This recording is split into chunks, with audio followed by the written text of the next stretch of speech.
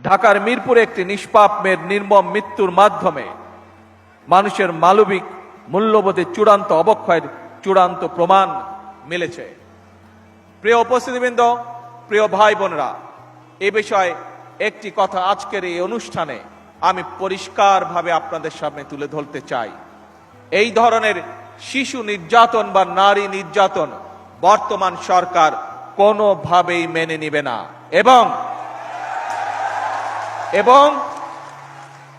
বর্তমান সরকার রামিসার এই হত্যাকারীর সর্বোচ্চ শাস্তি ইনশাআল্লাহ আগামী 1 মাসের মধ্যে নিশ্চিত করবে এবং সেই সর্বোচ্চ শাস্তি হচ্ছে মৃত্যুদণ্ড,